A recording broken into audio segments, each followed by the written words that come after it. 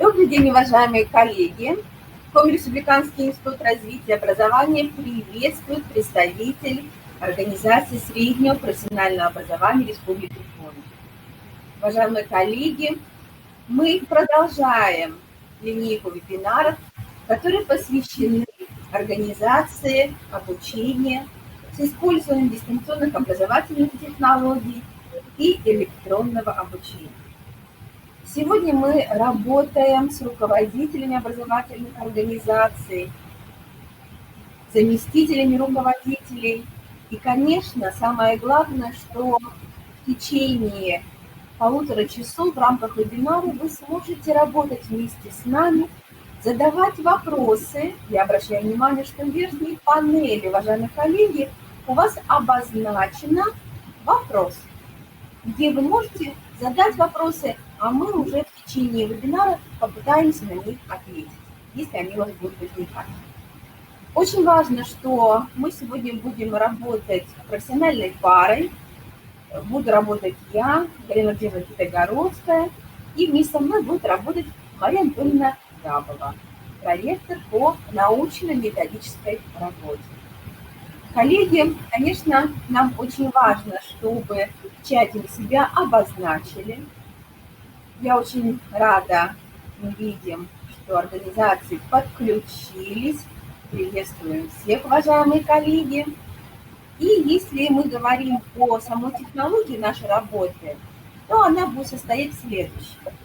Коллеги, это вебинар, который мы проводим тоже в режиме удаленного функционирования нашего института.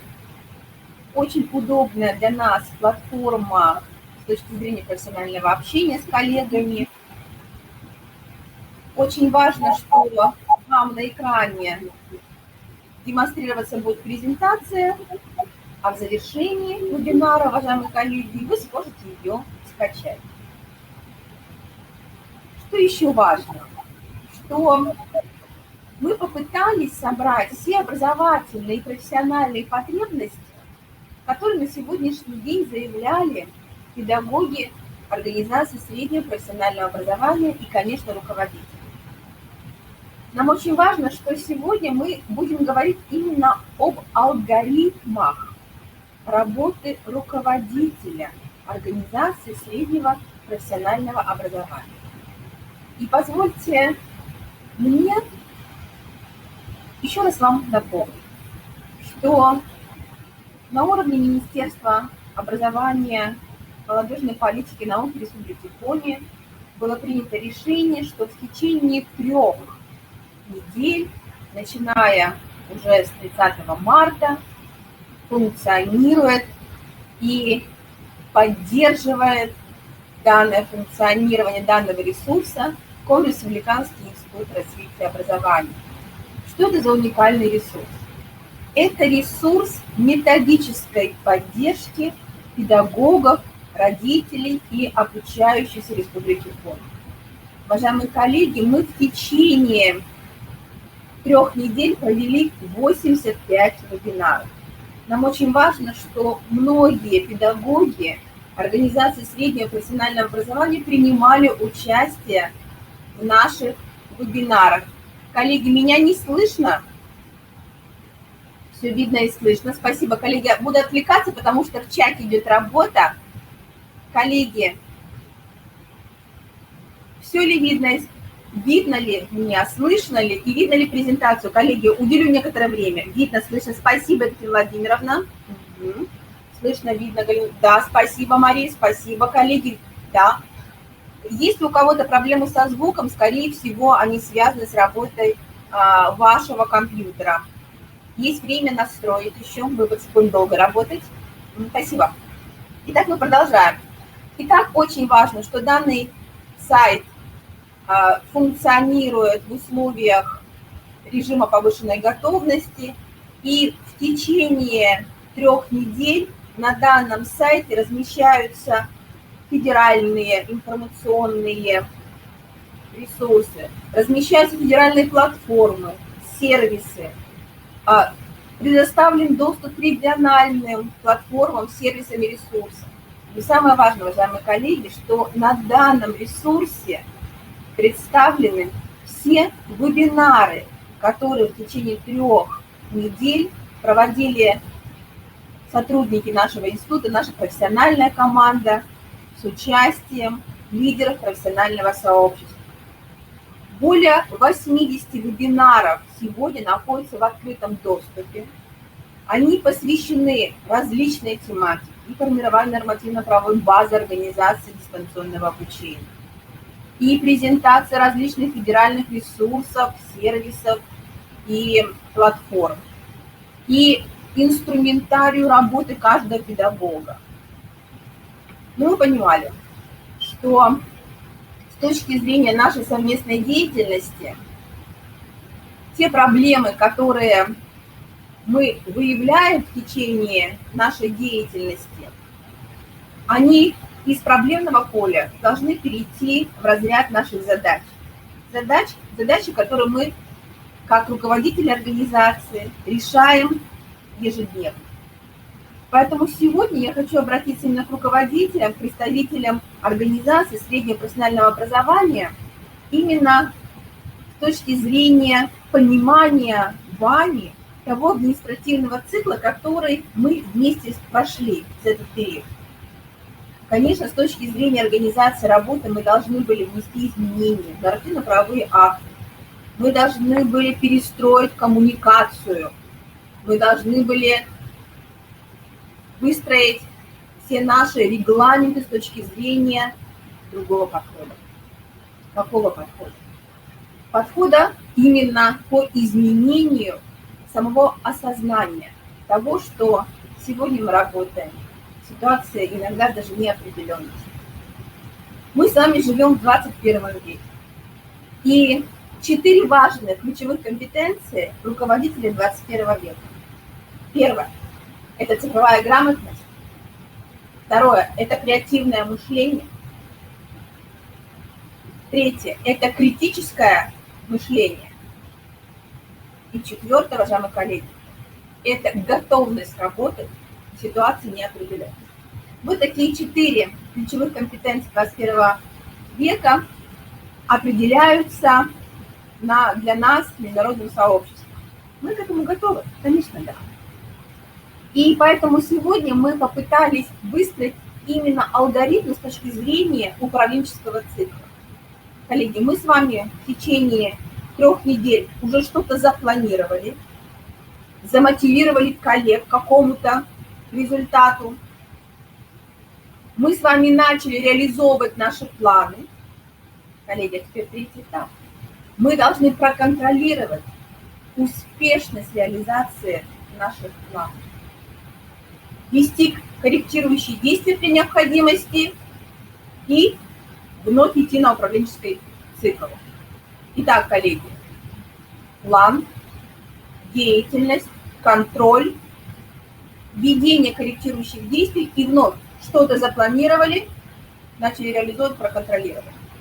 Вот, уважаемые коллеги, мы начнем с шагов. Итак, проверим друг друга. Первый шаг, который определяет общий порядок действий.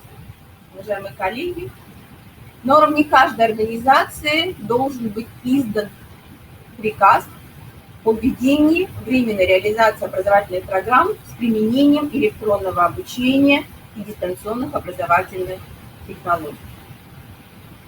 Должен быть разработан локальный акт, положение, порядок об организации образовательного процесса с использованием электронного обучения и дистанционных образовательных технологий. И я сейчас буду все вот эти 11 шагов вам представлять постепенно, с осознанием того, что могут быть вопросы. 3-й шаг, который мы уже реализовали, оформление дополнительных соглашений с сотрудниками о работе в дистанционном режиме. 4-й шаг. Разработка инструкций для заведующих учебной частью о контроле хода учебных занятий, условия, и я ввожу это понятие, коллеги, если у вас оно будет, это будет великолепно, онлайн-колледжи. Конечно, мы не все перешли на онлайн-обучение. Мы будем сегодня говорить о 3 моделях перехода на дистанционный режим функционирования. Но что очень важно, что, коллеги, мы понимаем, такие инструкции для заместителей директоров, которые отвечают за образовательный процесс, должны быть сформированы. Очень важно выстроить, уважаемые коллеги, профессиональную коммуникацию. Мы все работаем в едином сообществе, мы понимаем, как важно сегодня выстроить эту работу, выстроить работу с каждым педагогом. И у нас есть для этого инструмент. Поэтому мы должны, уважаемые руководители, заместители руководителей, создать групповой чат для преподавателей, для кураторов, для студентов, учебных групп, родителей учебных групп. И здесь технологии могут быть различны. Может быть, например, для коллектива единый чат с руководителем. Каждый может задать вопрос. Могут быть чаты именно по методическим объединениям созданные. Могут быть чаты с руководителем или заместителя с кураторами групп, со студентами с каждой отдельной группы. И, конечно, нельзя забывать о родителях. Но вы должны, уважаемые коллеги, выбрать это средство. И оно должно быть принято на уровне вашего приказа. То есть вы должны обозначить, какой сервис вы будете использовать. И довести эту информацию, уважаемые коллеги, до всех профессиональных групп, конечно, до учебных групп. Поэтому выбор мессенджера очень важен. Коллеги, мы используем понятие онлайн-колледж, но еще раз говорю, коллеги, мы понимаем, что нам надо как-то было обозначить именно то пространство, которое сегодня существует. Следующий, 7-й шаг. Размещение актуальной информации на сайте и в социальных сетях. И вот здесь я хочу внимание обратить. Социальная сеть – это не мессенджер. Уважаемые коллеги, мессенджер – это средство оперативной связи. Можно использовать, и мы будем об этом чуть позже говорить, и у нас было несколько вебинаров о данных инструментах. Можно использовать, конечно же, Teams, который работает в интеграции с Microsoft. Можно использовать Skype, можно WhatsApp, Viber, но это должно быть единое сообщество. Социальная сеть, она все-таки предназначена уже для общения, не для передачи оперативной информации. Поэтому в данном случае информация на сайте социальной и в социальной сети, которая воздействует, скорее всего, ВКонтакте, она должна быть актуальной. Коллеги, это очень важно. Держите, проанализируйте. Мы вам передадим эту презентацию, и я вам советую, мы так работали с руководителями общеобразовательных организаций, у них немножко другие подходы, но суть нашего представления была аналогична. Пройдитесь вместе по этим шагам, все ли у нас сделано, и честно себе признать. Либо что-то надо еще доработать, либо мы действительно сегодня эти все шаги прошли, у нас есть результат. 8-й элемент этого шага – утверждение графика проведения онлайн-совещаний с руководителями учебных корпусов. И здесь мы предлагаем один из примеров. Мы долгое время, в течение 2 недель, общались с представителями федерального УМО СПО. И мы получили материал как раз через вебинары, в которые мы смогли зайти, они приглашали нас.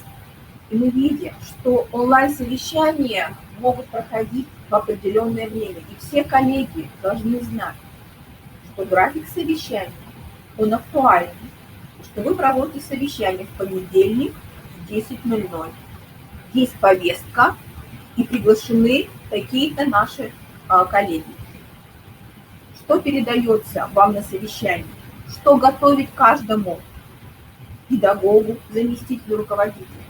То есть, уважаемые коллеги, здесь очень важно понять, что не только важно обозначение, что проходит совещание, оно должно быть, а очень важно, уважаемые коллеги, определить, какие вопросы будут рассматриваться на совещании, что необходимо ответственным лицам подготовить к данному совещанию. режим работы у нас действительно изменится. И он требует и других наших ресурсов, и психологических, и эмоциональных. Конечно, очень важно организовать, либо принять участие вместе с коллективом в вебинарах. Вебинары, которые сегодня проходят, да, по разной тематике. Мы, коллеги, проанализировали, нам ежедневно поступают предложения, если вы удивитесь, принять участие более чем в 40 вебинарах коллеги ежедневно. И, конечно, мы понимаем, что мы выбираем, мы не можем в течение всего дня работать на вебинаре. Но мы должны понять, что для того, чтобы профессионально развивать наших педагогов, заместителей, график участия в вебинарах, он тоже важен. И если бы это решение принималось на уровне руководства, это было бы установкой для каждого педагога. Поэтому Институт развития образования формирует такие графики, мы направляем его через министра, через заместителя министра, и очень хорошо, чтобы эта информация доводилась до педагогов, чтобы вы контролировали, как нам рассказывают педагоги из общеобразовательных организаций, руководители, что после каждого вебинара наш институт, он выдает сертификаты об участии. И контроль еженедельный на уровне руководителя осуществляется. Поэтому, уважаемые коллеги, итак, график совещаний с повесткой, с контролем за исполнением поручений. Не забываем о профессиональном развитии педагогов, понимаем, в какие вебинары включаются педагоги, выстраивается единый график профессионального развития на основе образовательных потребностей и тех рекомендаций, которые даются руководителю.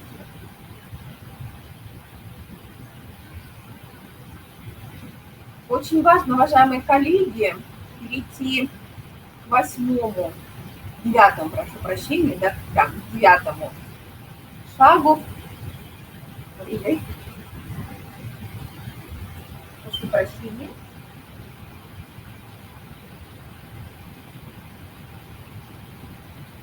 Следующий шаг, мы будем говорить о размещении информации на сайте. Нет. Уважаемые коллеги, очень важно, чтобы на сайте колледжа была размещена информация о горячих темах для родителей, для студентов, для кураторов, ну, конечно же, и для преподавателей. Мы хотим вам посоветовать. Это тоже наш опыт, и мы отработали с другими организациями. Очень важно, чтобы каждый преподаватель колледжа понимал, что все вопросы, которые не возникают с точки зрения именно технологической работы, каких-то даже технических возможностей его средств, они будут решены. Поэтому, конечно, в приказе, наверное, вы уже отметили, кто отвечает у вас за сопровождение ваших сотрудников, в какой специальности. И еще одна рекомендация – утверждение графика проведения онлайн-классных часов. Это рекомендация, так же, как я отработала с вами по графику проведения совещаний, аналогичная рекомендация. Этот график должен быть размещен на сайте. Итак, мы прошли первый шаг, теперь шаг второй. Тоже проверяйте себя, уважаемые коллеги. Мы должны были уже сформировать технологическую инфраструктуру. Да, вопросы, наверное, будут возникать. Но эти три составляющие, они едины для всех. На уровне каждой организации, и это выбор сегодня, конечно, каждой организации, должна быть проведена работа по обеспечению преподавателей необходимым оборудованием. Компьютером, камерой, веб-камерой желательно, микрофон. Сформирован перечень платформ, ресурсов, сервисов для проведения занятий. Коллеги, это должны быть действительно выбранные организации сервисы, платформный ресурс. Не педагогам, потому что он не имеет права это внести в приказ. Он выберет, но зафиксировать выбор организации, потому что мы работаем в едином образовательном пространстве, необходимо. Мы вам будем приводить примеры платформ. У нас отдельная презентация готова по панораме онлайн-ресурсов. Уважаемые коллеги, вы в образовании. Потому что если один преподаватель, либо мастер, коллеги читают за одно вопрос, идет переписка, либо мастер, он выбрал одни платформы для этой же группы, другой преподаватель другие платформы, коллеги. Мы должны выбирать те платформы, которые подходят под особенности реализации образовательной программы СПО именно в вашей организации. Это очень важно. Поэтому платформы для организации СПО – это федеральные платформы. Но мы сегодня внимание обратим, что вы можете работать с платформой «Единая система электронного обучения», где можно и нужно размещать, мы вам продемонстрируем, разработанные дисциплины, которые реализуются в онлайн-режиме. И взаимообучение педагогов, уважаемые коллеги, тоже очень важно. С точки зрения цифровой грамотности, профессиональных компетенций педагоги находятся на разном уровне. Несмотря на включение педагога в вебинары, а мы анализировали, педагоги СПО очень активно, мы понимаем, что на уровне организации желательно организовать взаимообучение. Потому что действительно особенности организации знаете только вы. И особенности ваших коллег. Ну и, конечно же, обеспечить коммуникацию всех участников образовательных отношений, о чем мы говорили. Это связано с тем, что мы должны понять, что компьютерная техника и доступ ко всем ресурсам есть у вас, как у руководителя, у заместителей руководителя, коллег преподавателей, у мастеров и у всех обученных. Только тогда мы можем все это включать в наш жизнь.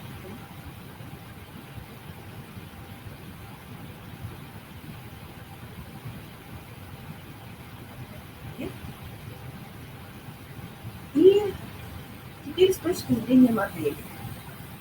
Итак, на уровне Российской Федерации приняты 3 модели. Модели организации дистанционного обучения. Первая модель, если в организациях стабильная скорость интернета, коллеги, и у всех субъектов образовательных отношений в наличии компьютер, либо ноутбук, смартфон, микрофон, коллеги. И вот только таким образом мы можем уже рекомендовать готовые платформенные решения онлайн. Я обращаю внимание на эту панораму, которую мы предлагаем, хотя у нас будет отдельная презентация. Коллеги, сегодня вы можете использовать ресурс «Моя школа онлайн», если мы говорим об общеобразовательном ресурсе. Мы можем использовать ресурсы лекториума и универсального. Можем использовать ресурсы открытого образования и другие ресурсы. Но, коллеги, мы можем использовать готовые платформенные решения только в том случае, когда образовательная организация выполнена то условие, которое мы говорим. Стабильная скорость интернета, наличие компьютера, ноутбука, смартфона, микрофона, веб-камер у всех коллег, участников образовательного. Поэтому, конечно, онлайн-уроки, которые можно организовать, и коллеги используют различные инструменты, и Teams, вам приводит пример, и Zoom, и вебинаров, и они действительно сегодня технологично уже отработаны. Выбрали несколько вебинаров по организации онлайн-уроков. Еще внимание ваше обращаю. Итак, методический ресурс расположен на сайте нашего института. Баннерной строке и можете заходить в все вебинары, которые мы проводили, в том числе по онлайн-урокам.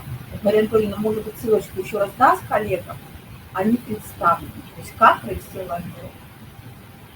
Но кроме проведения уроков должна быть, конечно, система разработки преподавания онлайн-уроков.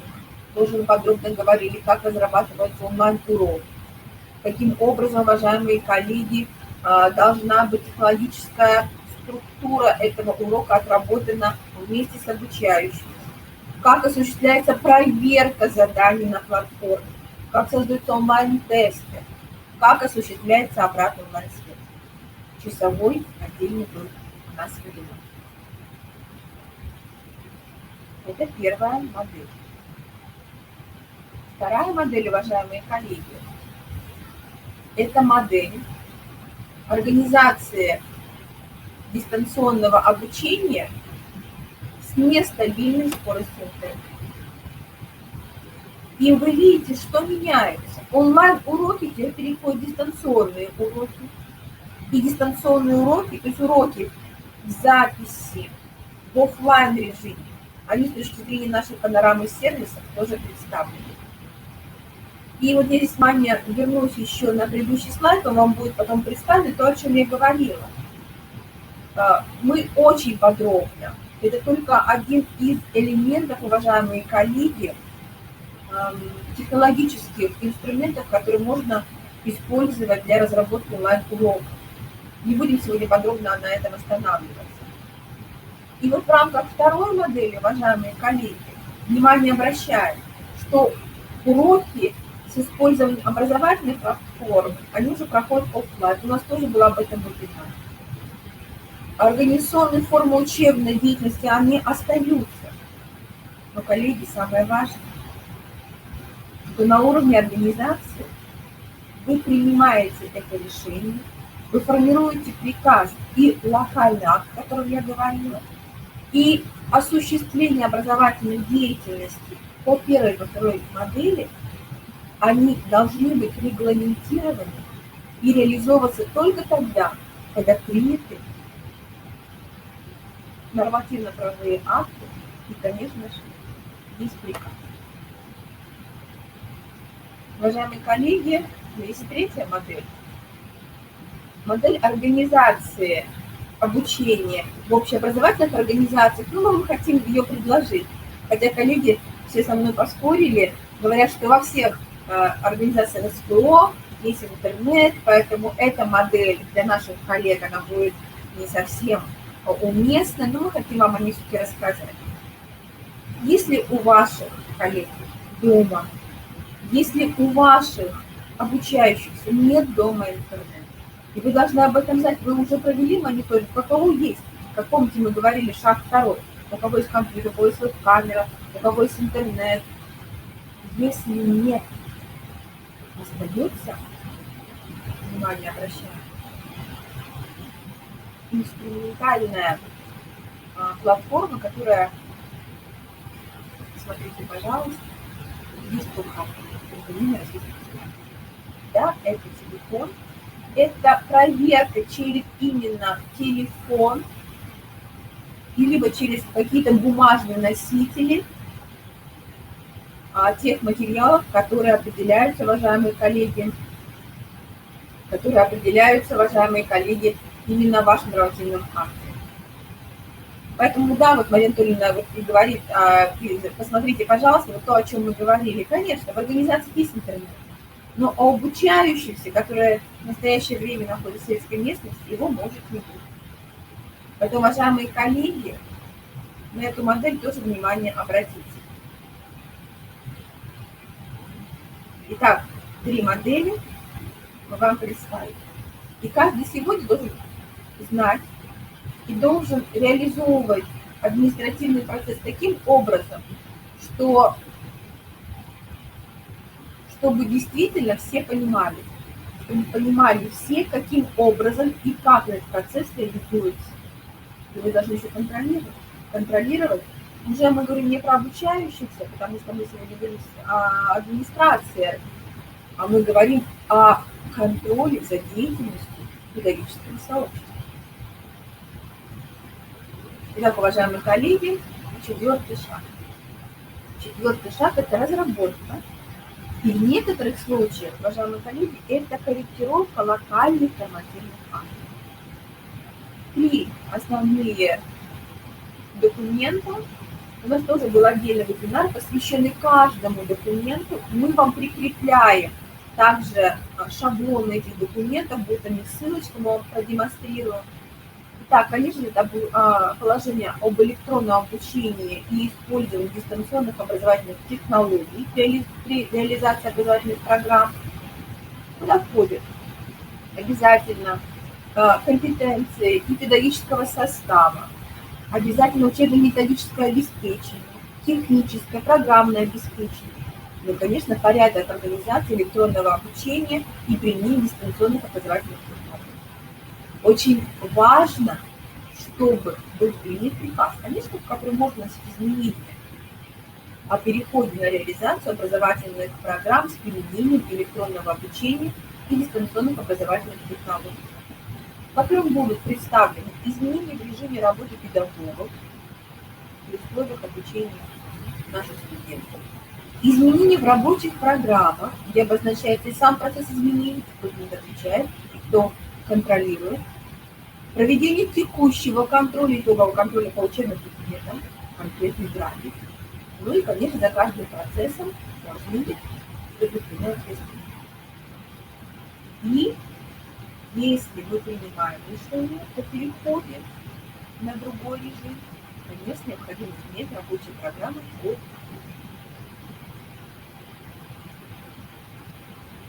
Итак, уважаемые коллеги, мы прошли 4 шага. И с точки зрения изменения программ, уважаемые коллеги, конечно, мы на что внимание хотим обратить. Основные образовательные программы требуют изменений с точки зрения, конечно, прежде всего, изменения сценариев обучения с указанием видов работ, сроков выполнения, информационных ресурсов поддержки обучения, изменения рабочей программы, методических указаний для обучающихся, которые действительно сегодня очень важны с точки зрения именно понимания каждого обучающегося. Как, что, когда я буду осваивать. Электронные информационно-образовательные ресурсы должны быть отражены в программе, а именно как они представлены. Через именно какие средства они будут представлены. Как мы говорили, сегодня сервисов очень много. Есть текстовые ресурсы, есть аудиоресурсы, видео, программные продукты. И, конечно, все это отражается в основном образовательной программе среднего профессионального образования именно по каждой специальности. Я понимаю, работа колоссальная, но именно сегодня вы должны понимать, что процесс продолжается. И если вы принимаете это решение перехода на дистанционный режим функционирования, а значит реализация образовательных программ с применением электронного обучения дистанционных образовательных технологий, изменения в программе должны быть. Мы только сегодня обозначили, что это должно быть. Если необходимо, мы готовы провести еще отдельный семинар в форме вебинара и проработать именно как должна измениться основная образовательная программа по специальности. Мы тоже об этом думали, поэтому коллеги готовы. Может быть, на следующей неделе такой конкретный вебинар мы можем для вас подготовить. Коллеги, ну что очень важно? Важно, что в течение вебинара мы еще просим вас направлять нам предложения, по какой тематике нам необходимо с вами поработать. Мы говорим сегодня с руководителями, но, может быть, важно еще с педагогами, а с какой-то темой осветить. Либо заместителями по учебной работе. Это очень важно. Поэтому обращаемся. Итак, мы продолжаем. И мы сейчас будем говорить, коллеги, о локальных нормативно-правовых актах, которые должны регулироваться которые должны регулировать на уровне каждой организации использование в учебном процессе открытых онлайн-курсов. Уважаемые коллеги, если будет передавать слово Марине Анатольевне Габовой, которая подключится к нашему вебинару, и через некоторое время мы еще раз с вами встретимся. Поэтому, Марина Анатольевна, прошу подключиться именно к процессу, связанному с онлайн-курсом. Да, спасибо. Марина Анатольевна, уважаемые коллеги, слышно ли, видно ли? Плюсиками, пожалуйста, в чате обозначьте, все ли хорошо?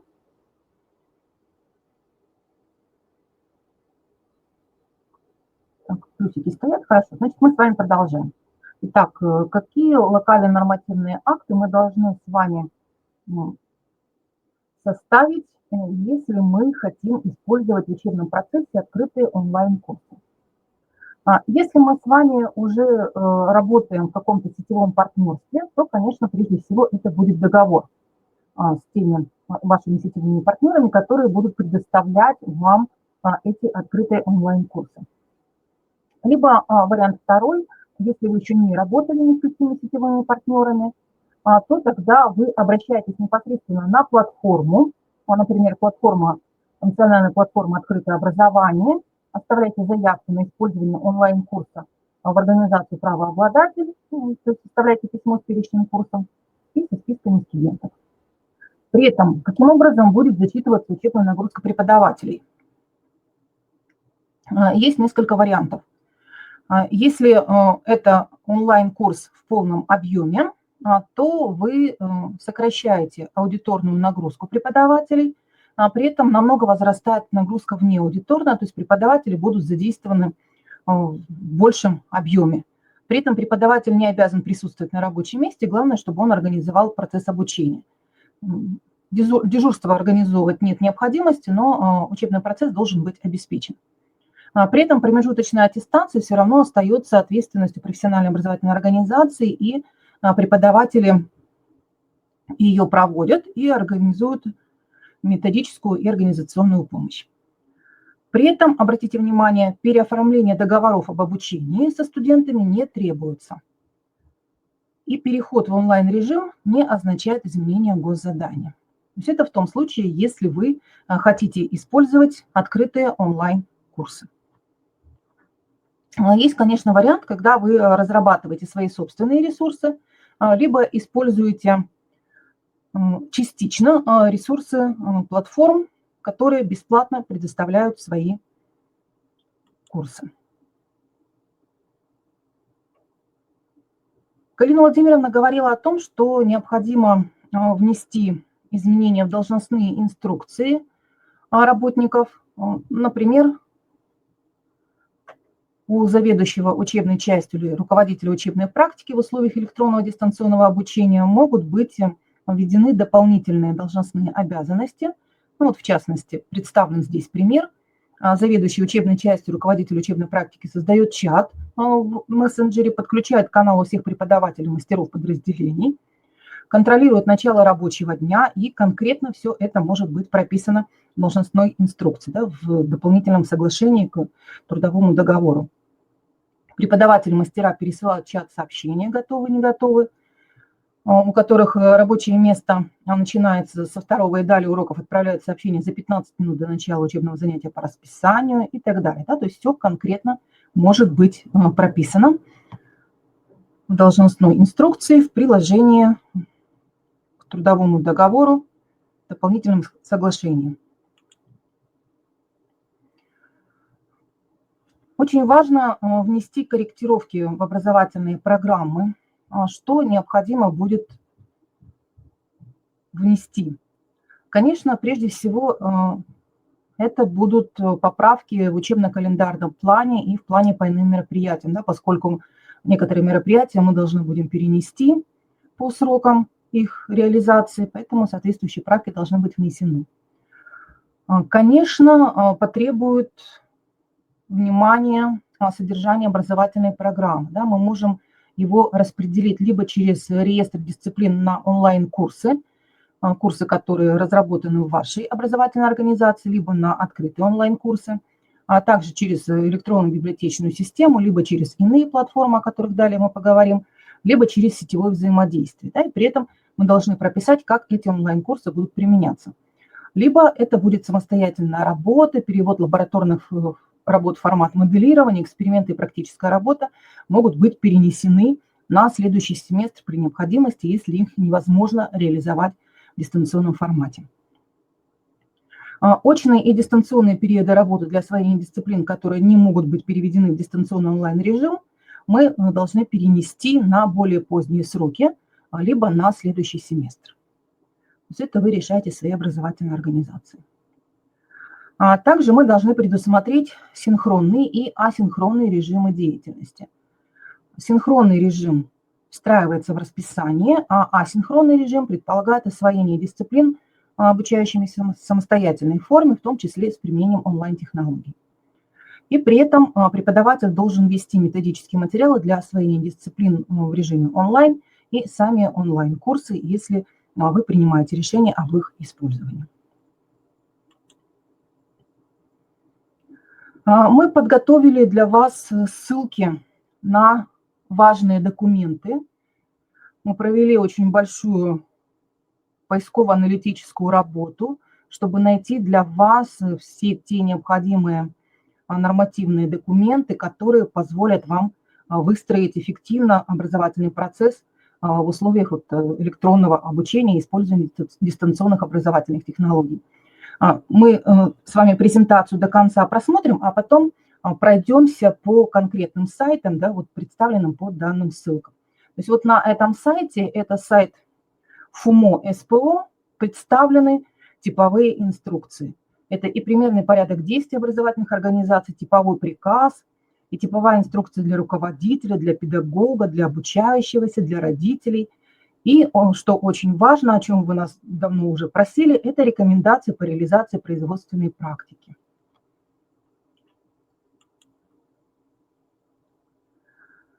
Ну, после того, как мы с вами все подготовительные мероприятия осуществили, мы переходим к шестому шагу. Это шаг самый длительный по времени, непосредственно организация учебного процесса.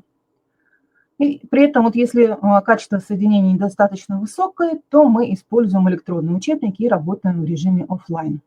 Используем видеоматериалы по практическим дисциплинам для общего представления запланированных по программе лабораторных работах. При этом очень важно приоритет отдавать сохранению расписания. Но, конечно, мы понимаем, что есть какие-то дисциплины, которые нельзя перевести в электронный формат, и, соответственно, мы их переносим по времени либо на следующий семестр, да, либо на конец учебного года. Мы предоставляем определенную свободу преподавателям в выборе технологий, привлекаем студентов к переходу на дистант. При этом мы должны помнить о том, что время выполнения заданий при использовании онлайн-курсов должно быть сокращено.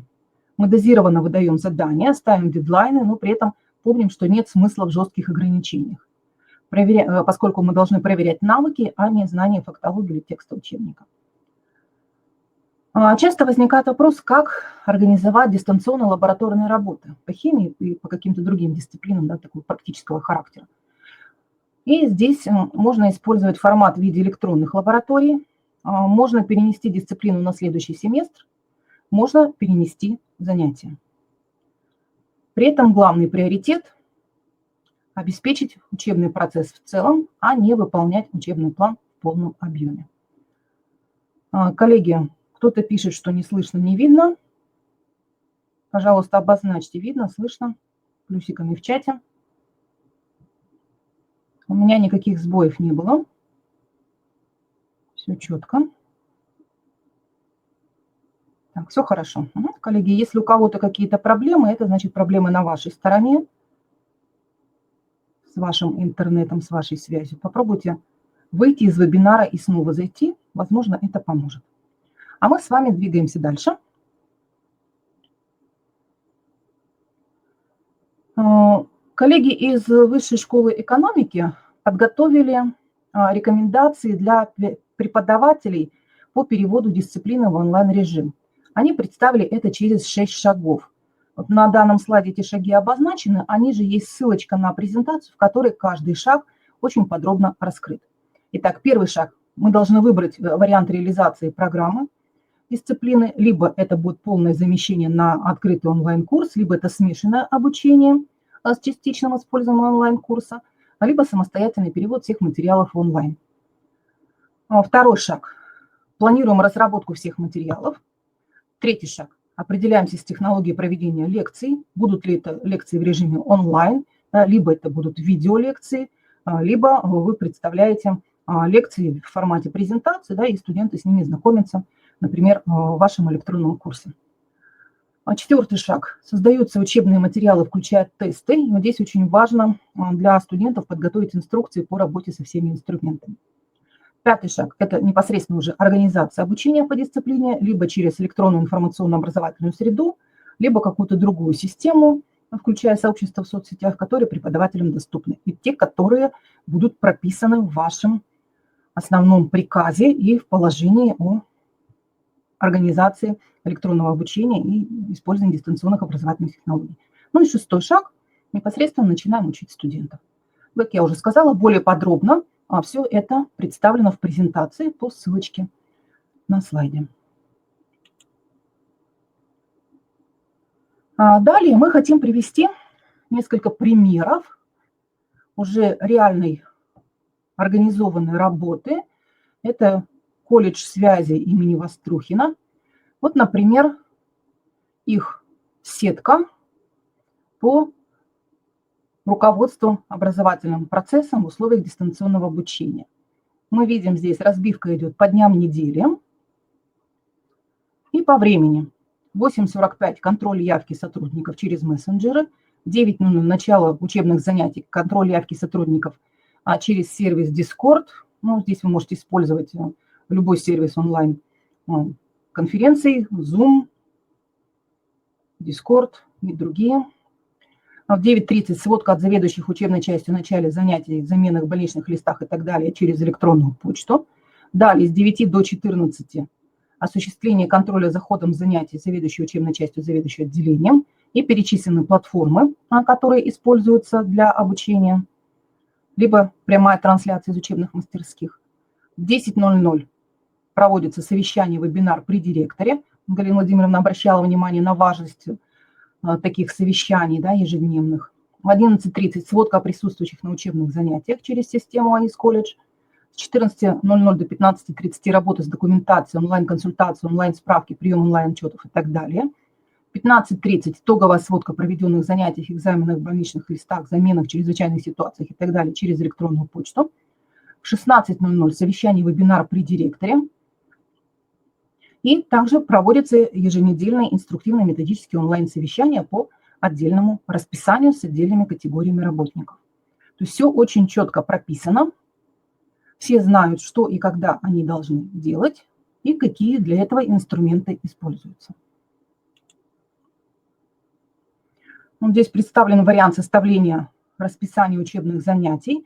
При этом мы должны обратить внимание на то, что если мы используем онлайн-уроки, то они должны длиться не более 30 минут, и 15 минут отводится на изучение материала в самостоятельном режиме с представлением отчета после учебных занятий. Соответствующие изменения мы вносим обязательно в локальный акт. И если это у нас уроки дистанционные, то они по 45 минут продолжаются с элементами онлайн, включением-выключением. Обязательно в локальном акте прописываем, что администрация в режиме онлайн посещает учебные занятия с целью контроля. И здесь лежит ссылочка на пример положения о реализации программ с использованием дистанционных образовательных технологий. Как организовать промежуточную аттестацию? Можно использовать различные формы проведения. Это может быть устный экзамен или зачет через видеоконференц-связь в мини-группах 3-5 человек. И здесь пример такого сервиса представлен. Это может быть защита проекта или презентация посредством Skype, Zoom и других технологий. Это может быть тестирование через систему Moodle, если она у вас реализуется, либо через Google формы, либо с помощью каких-то других систем тестирования. И желательно, очень желательно организовать прокторинг, да, то есть понимать, что именно этот студент сдает экзамен либо зачет. Да? Особенно это важно при проведении тестирования, да? Потому что мы же не видим, кто по ту сторону экрана, да, кто за компьютером сидит реально и кто на тесты отвечает. Вот системы прокторинга, они как раз позволяют следить за студентами, да, контролировать, что именно этот человек, который должен сдавать экзамен, именно он присутствует и именно он выполняет работу соответствующую. По организации учебной практики. Тоже очень много вопросов к нам поступало, и некоторые рекомендации мы вам сегодня представляем. Конечно, учебная практика потребует определенной корректировки тем. Необходимо будет изменить график учебного процесса. Провести это можно через решение методического совета, либо управляющего, либо педагогического совета, как ваша образовательная организация это принято. И в ходе учебной практики мы можем использовать онлайн-занятия. Также это могут быть снятые преподавателями, мастерами видеоролики по технологии выполнения работы и так далее. Сложнее, конечно, будет с организацией производственной практики, и здесь необходимо будет заручиться согласованием работодателя. Мы представляем опыт этого же колледжа по реализации производственной практики. Вот у них два варианта представлены. В модуле первом идет работа с официальным сайтом профильного предприятия, ознакомление со структурой предприятия, с функциями подразделений, изучение анализ типовых должностных инструкций, подбор на сайтах подбора персонала типовых вакансий, анализ соответствия собственных умений и навыков выявленным требованиям. По модулю 2 это выполнение индивидуального задания по профессиональному модулю. При этом задание должно соответствовать содержанию профессионального модуля, по которому организуется практика, и объем индивидуального задания по практике 10-15 страниц печатного текста. Кроме того, как мы уже говорили, методические рекомендации по практике представлены на сайте ФУМО СПО. Здесь еще одна ссылочка на другой документ представлена. И колледж предлагает следующий алгоритм дистанционного взаимодействия при производственной практике. Куратор создает группу в мессенджере и электронную почту с названием группы. Устанавливается пофамильный фильтр. В чате публикуются производственные задания в образце заполнения документов. Студент ежедневно выполняет задания из плана, соответствующей дате, и отправляет на e-mail группы. Педагог-организатор просматривает выполненные задания, делает отметку о его наличии. И на основании выполненных заданий формируется явка для оформления ведомости. Работы при этом оцениваются комиссионно на квалификационном экзамене. И обязательно руководители практики работают в режиме онлайн-консультирования.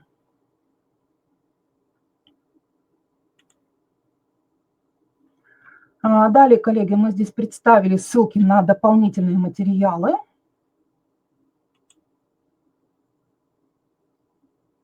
С которыми вы сможете ознакомиться. И сейчас я переключусь в режим демонстрации рабочего стола, чтобы мы с вами непосредственно по этим сайтам прошлись и посмотрели, что полезного мы можем там на них найти. Так, я переключаю рабочий стол в режим трансляции.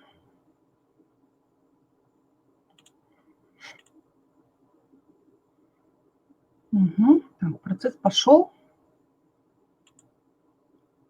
Так. Ждем.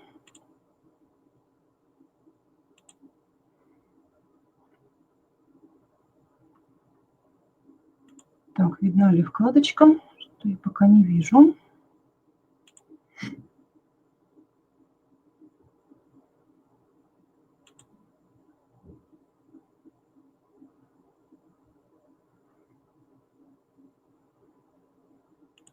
Так, сейчас еще раз я переключусь.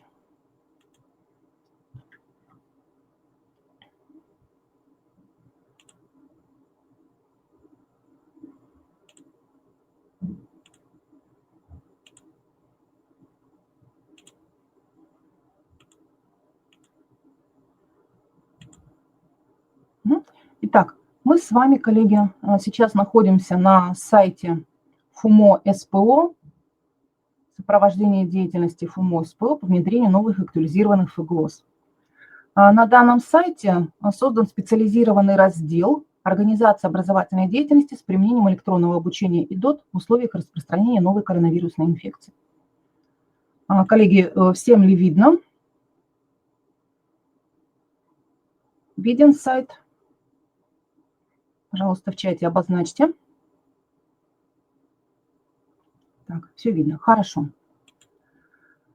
И именно здесь мы с вами можем найти вот те основные документы по организации образовательного процесса, о которых мы говорили, который демонстрировался список документов на слайде, вот типовой приказ, типовая инструкция и так далее. Да, все эти документы доступны для скачивания, и они представлены в режиме, в формате Word, да, поэтому для редактирования они тоже будут доступны. И здесь очень много еще дополнительно методических рекомендаций, документов вы можете найти. То есть очень полезный сайт. Кроме того, здесь представлена база электронных ресурсов для дистанционного обучения. Это общие ресурсы для организации обучения, ресурсы от издательства ЭБС, ссылочки даны на издательство Лань. И, что очень полезно, это ресурсы от ФУМО СПО в разрезе УГПС. И если мы зайдем куда-нибудь, ну, например, в информатику, вычислительную технику, то нам будет представлен файл, в котором содержатся ссылки и перечень необходимых для нас ресурсов.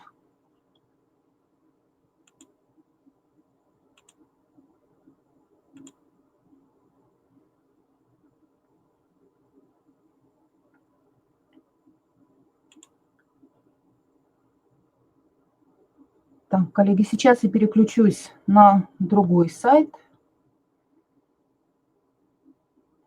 на котором тоже мы с вами можем посмотреть различные материалы.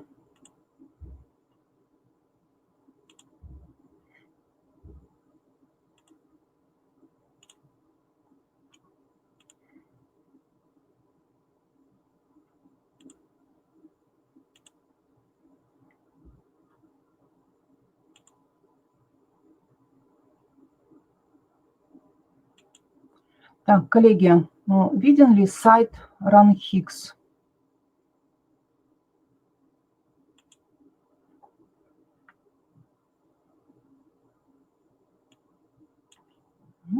Итак, сайт RunHix.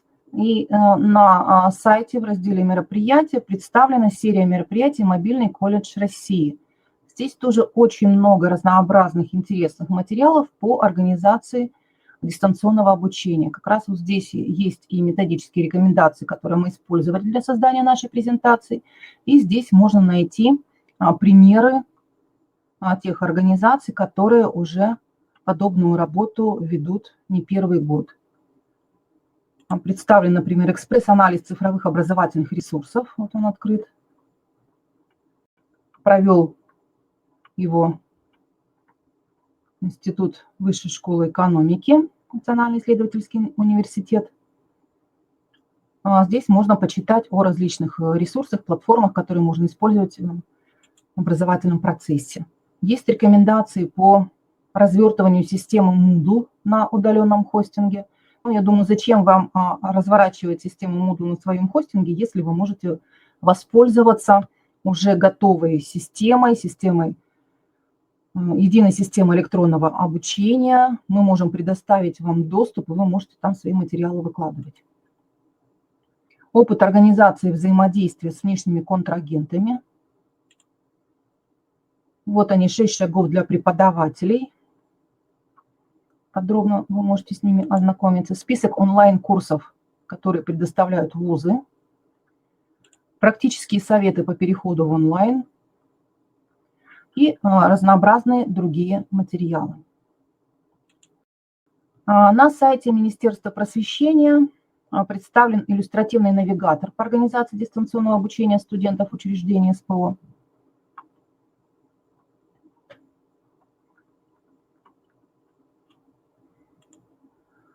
Также мы нашли очень интересный сайт профобразования – это библиотека профессионала номер 1. Здесь можно найти книги и периодику, а также мультимедиа-ресурсы по различным направлениям образования.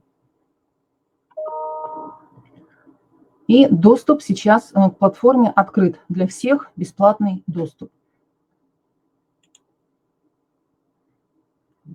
Необходимо будет здесь заполнить заявочку, зарегистрироваться, и система вам предоставит доступ к книгам и к периодике.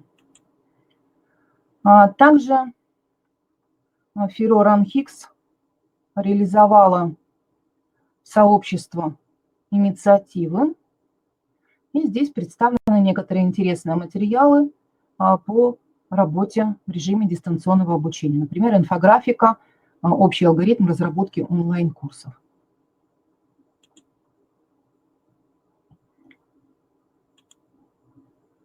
Так, и, коллеги, мы хотим вам представить еще панораму онлайн-платформ,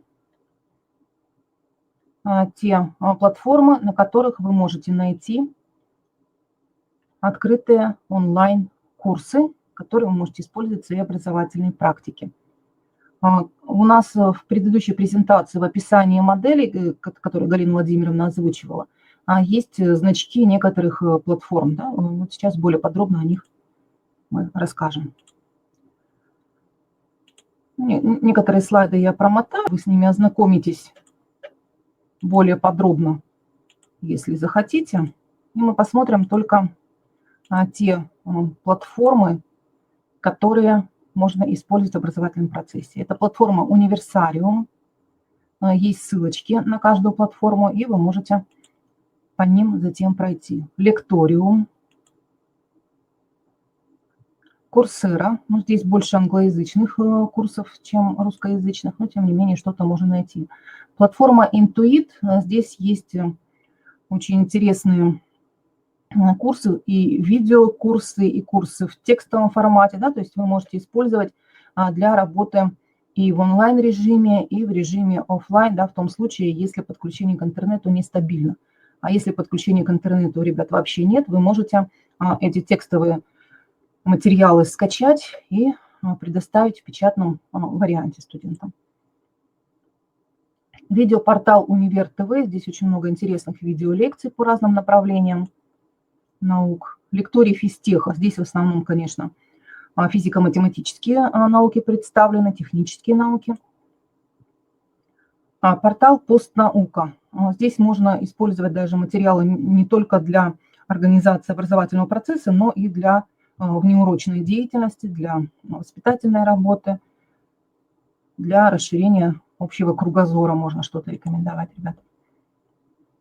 Академия Хана. Здесь тоже очень много интересных коротких видеоуроков по различным областям знаний. Больше, наверное, по общеобразовательным дисциплинам. Национальный исследовательский университет Высшей школы экономики также предоставляет свои учебные курсы и открытые лекции. Платформа Степик пополняется постоянно новыми курсами. Кроме того, на платформе вы можете разместить и свои собственные курсы. HTML Академия. Здесь больше по программированию, по информационным технологиям курсы представлены. Платформа Арзамас. История, культура, литература. То есть вот все, что касается гуманитарных дисциплин, очень много интересных материалов здесь также можно найти. Платформа Open Professional. Разнообразные курсы здесь представлены. Так, и это новые платформы. Canvas. Здесь пока больше англоязычных материалов, но есть некоторые русскоязычные курсы. Платформа edX тоже новенькая, постепенно развивается. Русскоязычные курсы появляются. Платформа Udemy. Здесь больше, наверное, будет курсов именно для профессионального развития преподавателей, мастеров, педагогов, в том числе по проектному управлению. Платформа E-класс – это такой интегратор, на который собраны курсы по разным областям науки. Для изучающих иностранные языки платформа Duolingo здесь в игровой форме идет изучение английского, немецкого, французского и испанского языков. Платформа English Central для изучающих английский язык по фильмам, по современным каким-то видеозаписям, по песням. Очень интересная технология. Школа Skyeng.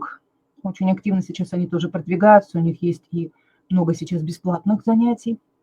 Платформа «Мобильное электронное образование». Именно они сейчас реализуют проект «Мобильный колледж». Можно к ним подключаться. И сейчас у них тоже идут очень большие скидки. И многое дается и в бесплатном режиме. Проект EduTiming. Это больше для самообразования, для того, чтобы что-то новое узнать из области педагогического дизайна.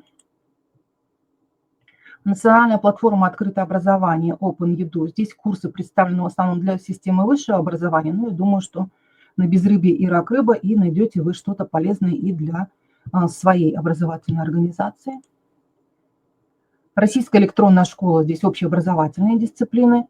И также для организации воспитательной работы очень много материалов представлено. Каталог музеев, театральные постановки по литературным произведениям, очень много фильмов по литературным произведениям. Полезные материалы можно здесь найти.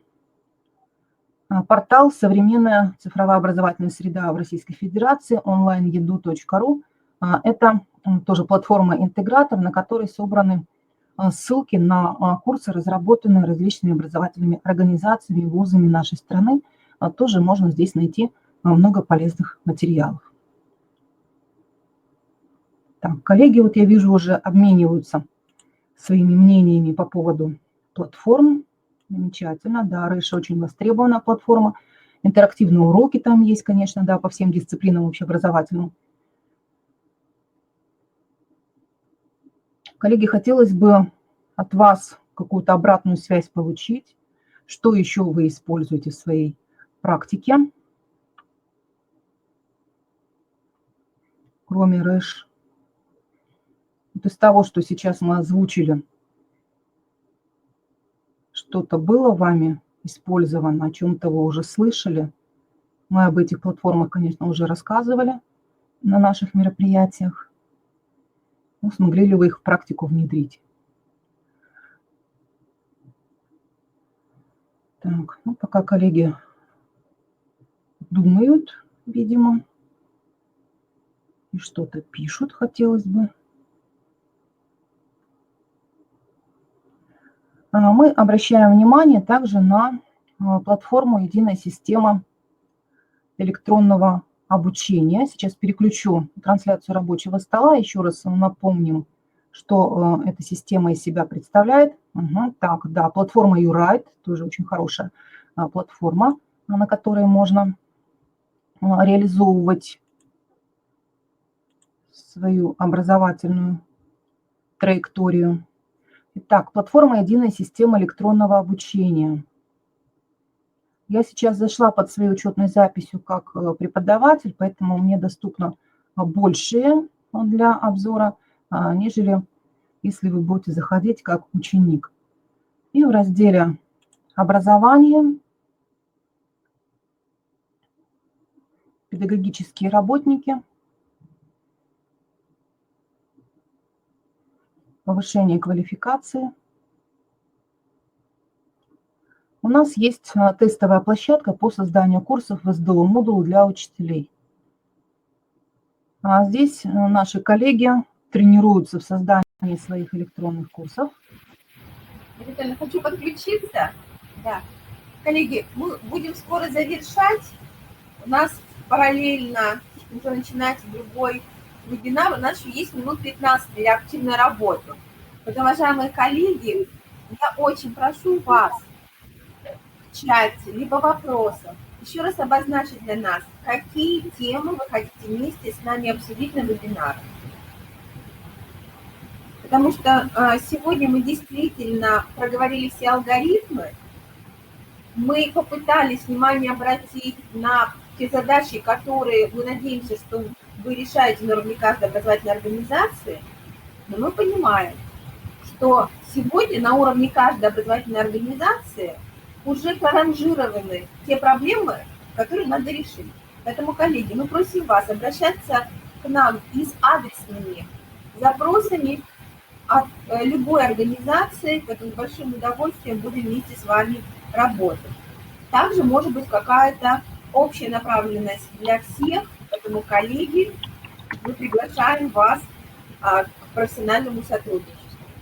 Если кто-то желает выступить от организации, уважаемые коллеги, представить опыт вашего, может, педагога, может быть, мастера производственного обучения, может быть, административный опыт, коллеги, пожалуйста, подключайтесь, это очень важно.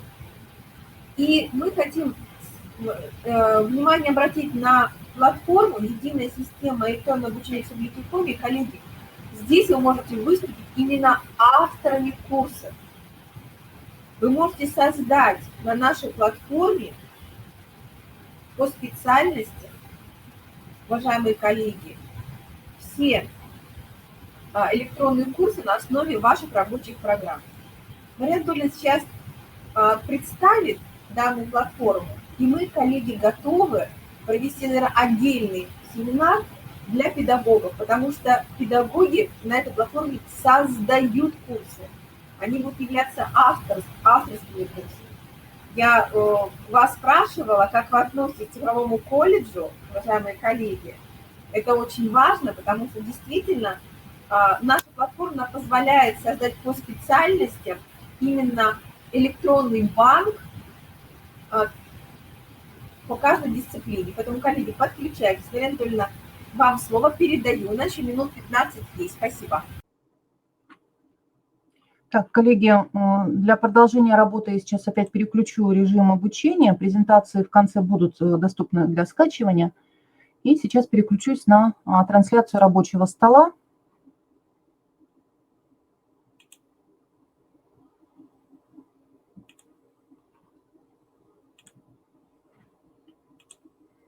Единая система электронного обучения. Итак, мы уже с вами... Давайте сначала зайдем. Адрес edu.ercomi.ru.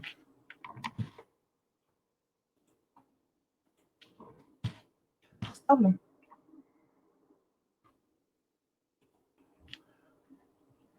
Итак, когда мы с вами попадаем в единую систему электронного обучения, вам необходимо зарегистрироваться, если вы еще этого не делали, если еще не проходили обучение на этой платформе. И если вы хотите создавать свой электронный курс на данной платформе, в самом низу есть заявочка на получение прав учителя. Электронная заявка на получение прав учителя. Заполнить. И здесь Google форма, в которую вы вносите свои данные. Мы получаем вашу заявку и затем предоставляем вам доступ для того, чтобы вы могли свои курсы на платформе разместить. Итак, мы работаем в разделе «Образование», «Педагогические работники», «Повышение квалификации». Здесь у нас есть открытый курс введения в электронное обучение. Также здесь у нас есть тестовая площадка по созданию курсов в СДО Moodle. Здесь ваши коллеги уже и из общеобразовательных организаций, и из организаций среднего профессионального образования тренировались и создавали свои курсы. У некоторых уже очень неплохо это получается. То есть здесь вы можете потренироваться, здесь вы можете создать свой курс, и затем мы его перемещаем непосредственно в рубрику для студентов профессиональных образовательных организаций, где уже ребята могут подключаться и непосредственно изучать ваш курс. Сейчас куда-нибудь заглянем, где есть какой-нибудь интересный материал. Ну, вот, например, курс «Контроль качества сварки». Представлены материалы и итоговые тесты. То есть каждый из вас может получить доступ и создать свой открытый онлайн-курс. Мы проводили целую систему вебинаров по обучению о работе в системе Moodle. Вы можете настроить доступ к этому курсу. Коллеги, я прошу прощения. Коллеги, прошу прощения, важный звонок был, необходимо было ответить. Итак, мы можем предоставить вам доступ для того, чтобы вы создали свой онлайн-курс, а система позволяет выполнить такие настройки, чтобы доступ к нему имели только определенные студенты. Да? То есть вы можете открыть доступ только своей учебной группе, и никто другой в этот ваш курс зайти не сможет. То есть не обязательно это открытый онлайн-курс будет, да? Это может быть просто ваш учебный курс по вашей учебной дисциплине. Так, коллеги, есть ли еще какие-то вопросы? Если ваша образовательная организация принимает решение о работе в электронной системе, в единой электронной системе обучения, вы можете подать нам заявку на обучающие мероприятия, либо на курсы повышения квалификации, либо на обучающие семинары, и мы сможем это осуществить. Да, конечно, к курсам есть определенные требования технического характера. Об этом мы рассказываем на наших обучающих семинарах и курсах повышения квалификации.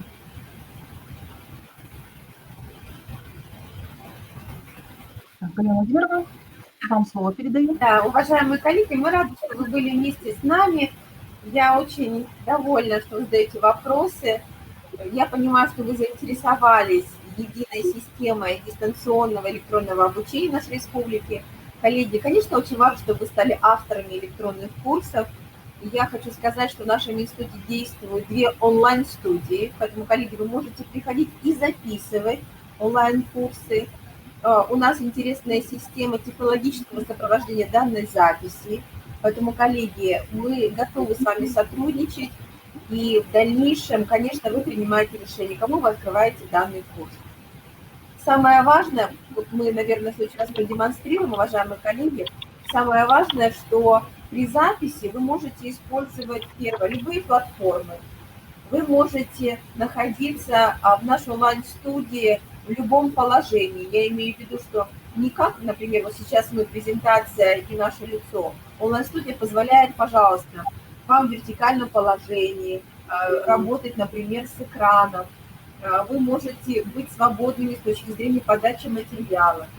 Поэтому, конечно, онлайн-студия, мы надеемся, что когда будем работать в очном режиме, онлайн-студия позволит нам создать очень интересные электронные курсы для наших обучающихся. На самом деле, мне кажется, это прорывное направление, поэтому приглашаем всех к сотрудничеству. По поводу определенных требований для оформления курсов для СПО, уважаемые коллеги, конечно, они есть, потому что любой курс основан на рабочей программе дисциплины. И все зависит не от того, что вы предлагаете как материал, а именно от инструментов, которые вы используете в образовательном процессе. Конечно, не другие, чем в школьной программе. И, конечно, когда мы с коллегами обсуждали, мы понимали, что мы используем различные образовательные технологии.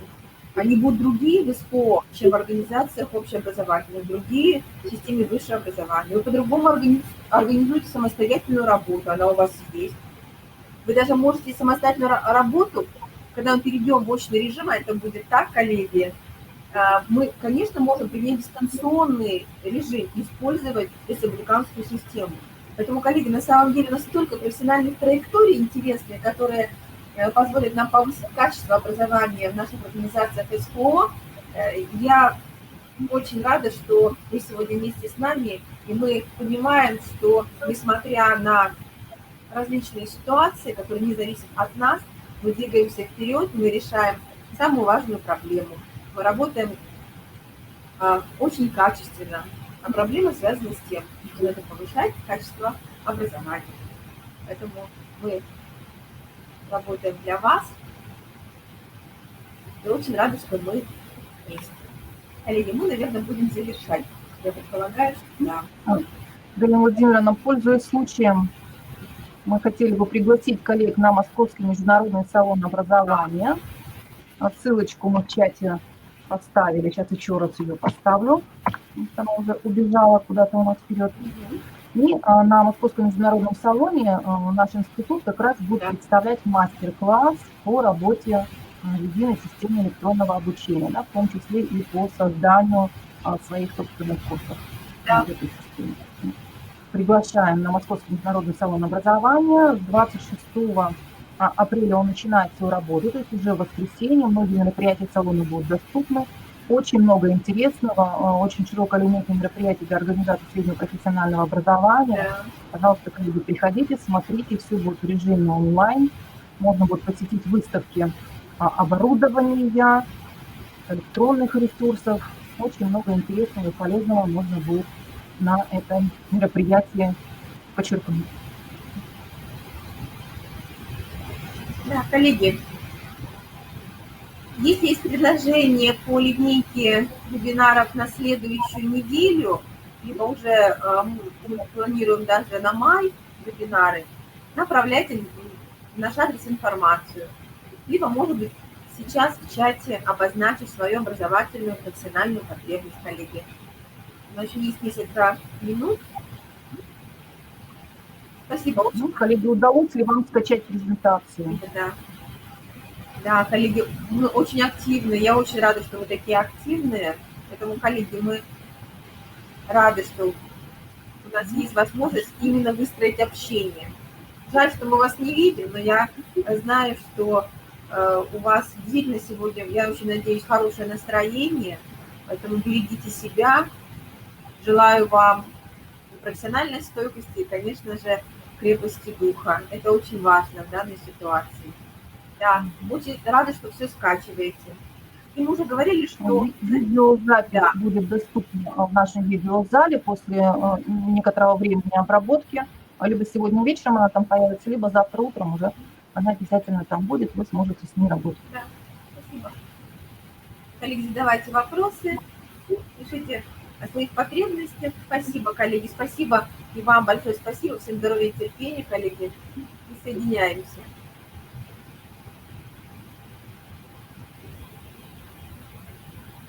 Спасибо. Уважаемые коллеги, спасибо большое. Всего доброго. До новых профессиональных встреч. Доброго дня. До свидания.